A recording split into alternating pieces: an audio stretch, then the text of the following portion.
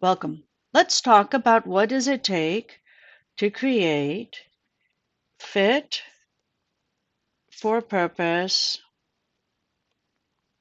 clinical trial data, right? That is the call to action for ICH E6R3, and it involves implementing RBQM among other things, but it's a start, right? So let's talk about what this would look like. So your organization, your boss has handed you your director, senior director, executive director, and your boss has said, we've got to go become compliant with ICH E6R3. What does it take to do that? And so in most organizations, the path looks like this. If this is today, and this is 1 year, right? So 1 year, what happens? Well, we can draw a nice line between the two, right? And we can break it up into quarters. And now you've got your quarterly plan, right? So for each quarter, you can have a goal because you want to track each goal and make sure it's measurable. It's really important to make sure you've got measurable goals. But so you get started and you kick off the project. It takes a little bit of time to kick off the project.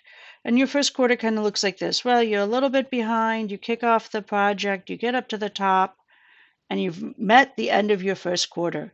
Yay, I've met the end of my first quarter. But then you kind of, real life happens, there's the crisis of the week, and you're going to pick that up and you drop off, and then you get going, oh no, no, second quarter's coming, and you hit to the top, and you say, oh, wait, there's my second quarter, right? I don't get quite as far as I got the first time. It's been a lot of work though, but it's that push. Life happens again. Maybe it takes a little bit longer. Maybe you do a few other things and you work your way through. And now you've got to the end of your third quarter. And then the fourth quarter happens and you're like, you've got a tiny bit of energy left for your last little bit of an effort. And you ended up down in this drift version. And there's two ways this happens in organizations. One is what I've shown, which is you've done a bunch of pushing, ton of effort to push the organization up in each of these steps. And at each time you've done all that pushing, but you haven't gotten anything because you've always dropped well below where you started. The second way this happens is you have a group of senior people who say, I've seen this. This is the project of the year. Every year there's another project. We're going to change things, but nothing actually changes. So instead, I'm just going to let myself comfortably drift down. There is no pushing. Works great, right? I just keep drifting myself down.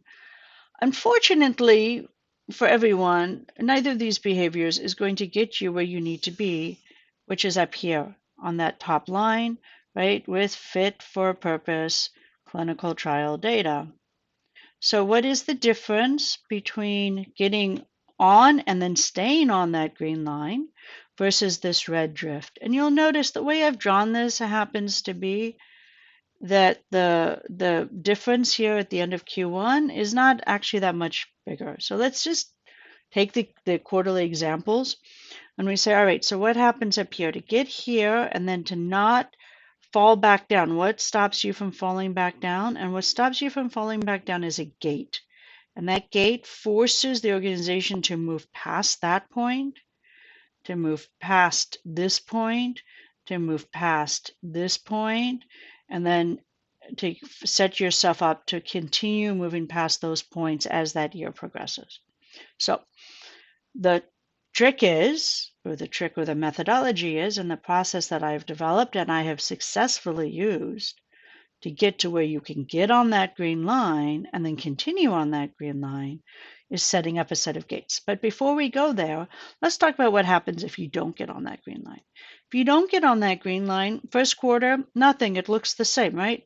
The end of the second quarter, the distance between where you are with either the push model or the drift model becomes much bigger, right? Third quarter, it becomes even bigger. And fourth quarter it becomes much, much harder, right? So the lift to get yourself up from the bottom each quarter gets successfully harder. Why? Some of it is just that management has lost focus, right? You can push people on an initiative in that first beginning, but as it goes on, it gets harder. And the second is you've burnt out the organization. Okay, so what are those gates? Let's talk about what those gates are. At a highest level, the first gate is clarity. You need to know exactly what are your critical processes, what is your critical data, what are your KRIs, what are your QTLs, and what is the critical um, centralized statistical monitoring that you're going to perform. That's what you need to know. Okay, that's clarity. The second step is data access. You need to automate your data access so that you can get the data, right? So you've figured out what you need to do. You need to figure out how to get your data. Then you need to figure out how to do your analysis.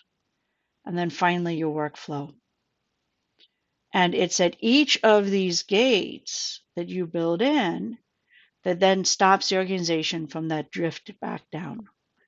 If this is something that's interesting to you, please come see I2E Consulting at the SCDM conference in Baltimore. We have a booth, we're booth 128.